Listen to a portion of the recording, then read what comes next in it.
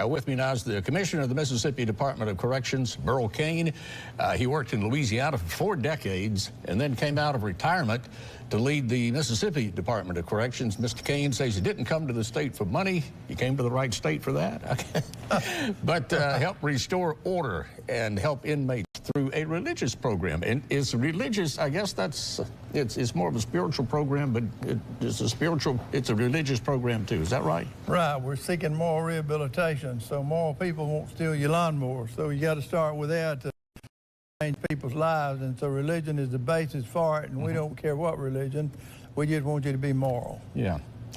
This is something you instituted at Angola. Is that right, down in Louisiana? It is. We built 9 churches at Angola. The big prison had all these different camps. So we built 9, and we saw a difference in the population immediately.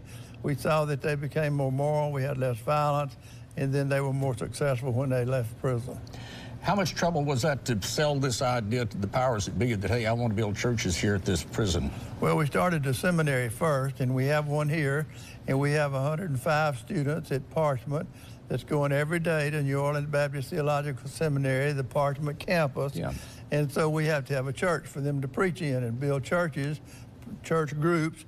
And so every religion, we don't care which one, we're looking for morality, but then that's where they go to have their church services and so forth and build their congregations.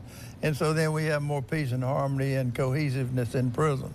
And this isn't just a theory. This worked out right before your very eyes for 4 decades in Angola. We researched it with Baylor and Pepperdine, and we're doing actually a research project now at Parchment with Pepperdine and Baylor.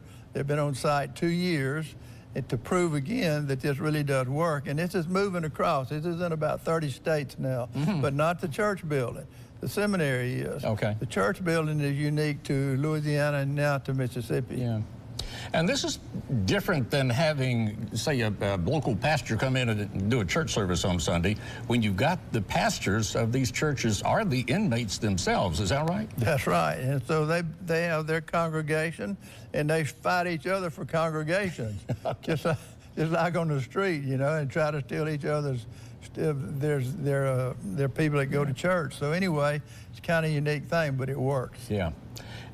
The pastors that you have, are these people who are already inclined toward the ministry, or when they get into prison, is this some kind of recruitment that goes on, or what? No, the uniqueness is they go to 4 years and they get a degree that's accredited just like Ole Miss or Mississippi State. So they got a real degree, and the Mississippi Baptist Convention pays for it. There's no tax dollar spent here, and this program costs about $90,000 a year.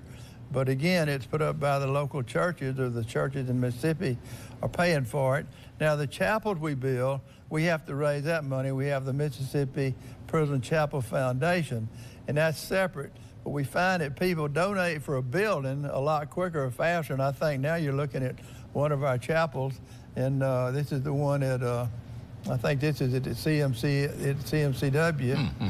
Okay. I can't really tell which one that is. I think that it is. I think you're right, CMCW. Yeah. So you have a pastor now who's graduated seminary who is also an inmate. Yes. And so now he is going to, or she, I suppose, is going to pastor one of these churches. And these churches then are comprised of inmates at the various institutions around the state, but they got to have a church. They need to have a building. They have to have a building, have church. And they use it for 2 hours, and the next group comes in, the next group. And I think at MCIW, we had this past weekend almost 300 different inmates in church with an inmate pastor, because we have a women's seminary as well. And so that's working really good. And so now we have 3 of these churches are completed, and one at Parchment, one at SMCI, one at MCIW. And then we have 2 more. The slabs are poured, and then we have 2 more with plans. So we'll have 7 when we get through. And you need help doing those, because you obviously can't use federal money or state money to do that. No, it's private dollars. So this is where we can kind of help out. We can help build these by making a donation. And who does the donate? Who do they need to make out a check to? Who do they need to call? They make it to the Prison Chapel Foundation. It's David McNair is the chairman of it, and that's businessmen that are the Chapel Foundation. And so that's the Parchment Church there. Okay. And this is inmates in the church. These are large buildings. They're seat about 300, and we can crowd in a few more if the fire marshal isn't watching. But anyway, we try to stay within the law. But they're big, fine buildings, and that's just what the churches are. And so David McNair, head of the Prison Chapel Foundation, you see the phone number there. Any donations are appreciated. And all this money is raised locally. This is local folks doing this, and obviously you can write it off at the tax. It's a nonprofit. But Burl, you've seen this change lives. Oh, it does. I've seen it change lives. I see Mississippi's safer, but the uniqueness is when these guys get out of prison, they go back and start churches in areas that we can't go. And so they go back into the inner cities and so forth, and they plant churches there. So we're seeing revival from this process happening all across the country that we wouldn't normally see. It's coming from like the inside out. It is coming from the inside out. And I think one real quick anecdote there that in Angola, there was such a turnaround that there was actually a ban on profanity, not imposed by the institution, but imposed by the other inmates on other inmates. And if somebody got caught cussing, they had to do 10 push-ups. That's right, they had to do push-ups.